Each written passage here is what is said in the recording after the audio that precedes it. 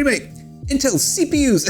So it's taken me 8 years of grafting days and night shifts on this YouTube grind before finally getting onto the special snowflake list for getting CPUs early before they're launched and being on the press list. But to be fair, that's testament to Intel, because they don't have to do this, right? They don't have to be involved in a channel like mine. My channel's tiny. I'm all too aware of that. But they want to be involved. They know they're not all that represented in spaces like this, in creator spaces, which are, we're in a niche, right? We're tiny, we're in a tiny little niche. And it would benefit them it would just benefit them so much more to just throw all of this stuff in front of huge gaming channels. So much more to gain from that. But what they're doing now is they're wanting to work, like not just in a tick a box marketing, let's just say we've done it kind of a way, but genuinely meaningful, substantial kind of a way. They want to work with us and they want to understand creators, not just through my channel, but through other channels as well. And that's starting with this, and just fair play to them. I genuinely respect them for doing that. So unlike other tech companies of unspecified primary colors, Intel are really making moves in that area, and fair play to them. Okay, so Alder Lake, the 12th generation of Intel desktop core processors is about to launch. It's coming on November 4th. I'm not like your other tech reviewers on YouTube, right? I've seen the launch videos from Linus and Gamers Nexus. Right? It baffled. Right? One thing I've learned from being part of this press launch, I have no idea how they've put those videos together since we had the press briefings. Like, unless they've had more, like, never mind, right? How they've done that in the time that we've had, I don't know. Never mind. But I'm not here to give you like how many PCI Express lanes these have got, and right, and you know what level of Intel XTU is there, that kind of stuff. All I care about are these good for professional workflows. Because when 11th gen came out, for example, here's a funny story. I've just been given an 11900K as part of this press kit, and that was the first time I've seen an 11900K. And the 11th gen platform is actually really good for 3D CAD, and there's an entire community of people using Autodesk software that just don't know how good or how bad 11th gen was, because there's nobody actually creating content reviews and videos and putting out information on that they can absorb and understand. They have to go to gaming content and content that's just not relevant to them to get that kind of, or to try and translate into what it means for them. So all I care about is, are these going to be any good for Autodesk software? Are they going to be any good for other stuff? I'm going to try and expand out into other applications, but just put it out in a way that actually means something. Like for example, there's a bloke's just emailed me as I'm filming this. He's still on a 6700, Skylake 6700. He's going to want to know, if he moves to this, what kind of performance is he going to get? That's the kind of videos I need to do. Not games, right? Not 7-zip benchmarks, not AIDA64 benchmarks. I don't care. They mean nothing, absolutely nothing. So that's what I'm going to focus on. And that's what Intel want me to do. That's where they're lacking, and that's where they're underrepresented, is meaningful testing on actual real world applications, obviously using the likes of my own Invermark benchmark, which I created. Okay, let's take a look at the specs on these two things just before I get cracking on testing this. I can't wait to actually just open these up and start testing them. So we've got the 12900K and the 12600K. All right, if I was to ever start a collaboration with Intel, this genuinely would be the generation I'd want to do it on, because this is a huge shift away from what we're used to with Intel, and in fact just generally processors, because we don't just have cores and threads and gigahertz now. This is a total architectural change inside here. So we've got P cores, E cores inside of here, which changes how the applications interface with the processor, and that's under a layer of software called the thread director.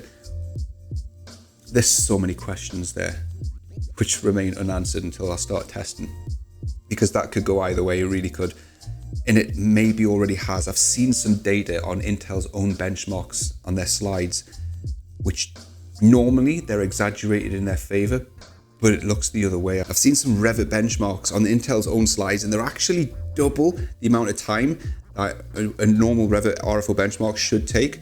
So I don't know if that's just someone's recorded the numbers wrong or done the tests wrong, or if that's actually what they've come out as. I don't know, so I need to do some checking up on that. Anyway, let's just take a look at what we've got in here. So the 12900K, this is obviously your flagship CPU, which is going to be the most expensive one.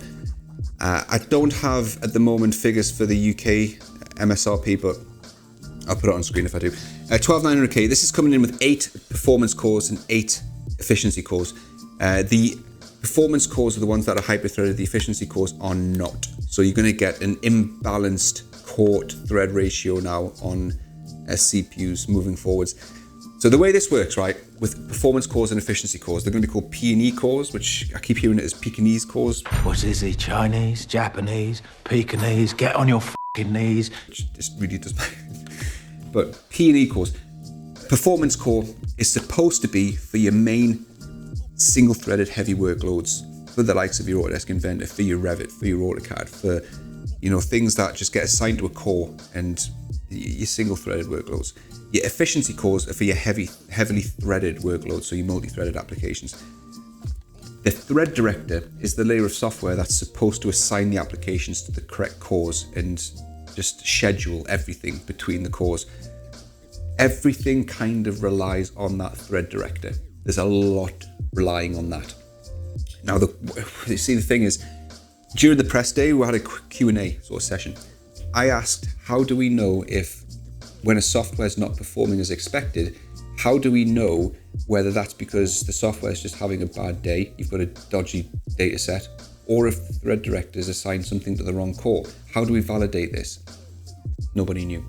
At that time, I'm still waiting for an answer. I'm probably not going to get one. So I don't know. But lots riding on that thread director. There's quite a significant difference between the two cores, right? You've got difference in resource between P and E. Get on your fucking knees. If something gets assigned to an E core instead of a P core, you're going to know about it.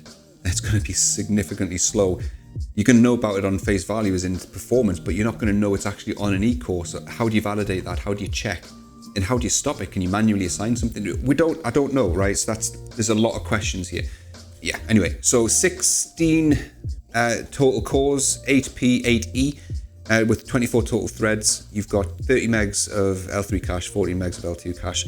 So in terms of frequencies, okay, so with Intel Turbo Max 3.0, the P cores will boost up to 5.2 or 5.1 without 3.0 Turbo Max. And the E cores will boost up to 3.9 gigahertz. So there's your disparity there. You've got 5.2 to 3.9 between P and E turbo frequencies. The base frequencies between P and E is 3.2 to 2.4. The overclockability of these, now Intel put a lot of time and effort during the press events into bigging up how much overclockability there is on these. They said there's a lot of headroom. In fact, the words they used is that there's room for discoverability and something for everyone to discover. So what that means, I don't know. But inside the XTU application, there is a single one-click button where you can just press it and it will just overclock them. How much by? I don't know. But that means there is a good amount of headroom there for overclocking. And a lot of our applications that we use responds to, you know, frequency. So if we can just push a button and get a safe overclock, then that might be a good thing. But that's at the mercy of coolers and whatnot and stuff like that. So anyway, a total of 20 PCI Express lanes. This supports DDR5, which increases, you know, you're going to need a new platform for that, right? You've got your Z690 motherboards with compatible DDR5 slots. And the base frequency of DDR5 is going up to 4800 megahertz or mega transfers per second. 2 memory channels, still 128 gigs of memory maximum support on the core desktop platform. I would have liked to have seen that increased a little bit, but reserving that, I guess, for the Xeon workstation platforms. And interestingly as well, they've changed how they're rating the CPU power as well, which is something which I'm just hesitant to get involved with. Again, that's just not my area. I don't care. It's for other channels to be bothered about power draw and whatnot, but all processors on the Alder Lake platform just have a base power rating of 125 watts, and then what they're doing is they're changing the maximum turbo power. So they're just saying when the CPU boosts, this is how much power it draws. So that's 241 watts on the 12900K and then 150 watts on the 12600K, which makes things a lot simpler. But well, everyone will be obviously measuring that in real time. Anyway, there you go. That's the Alder Lake basics, right? There's a lot more to it than that. But most important thing for me is I'm going to be putting out day one coverage of these tested on 3D CAD and professional applications. So you will know whether your Autodesk applications. I'm going to try and get a license to SolidWorks to see if I can run like what's it called? Perf, not Spec View Perf, but the other one, the one that does modeling inside of SolidWorks benchmarks on that. I'm going to try and grab a whole load of other ones, as many as I can. That's what I'm trying to say. And get those out on day one so you'll know whether this is worth it or not. For as many applications as possible so you're not just bombarded and flooded with games on day one. That's what I'm here for. Thanks very much. That's Alder Lake, released on November 4th. Plenty of stuff happening after that. I've got tons of equipment here now. I've got loads to do before then, and I will have loads to do after then. I'm going to do lots of comparisons between this and the Ryzen platform, as well as comparisons between DDR4, DDR5, tons of stuff. So if you're excited for that, if you want to see lots of comparisons, get subscribed, ding that notification bell, and I'll see you in the next one. Toodles.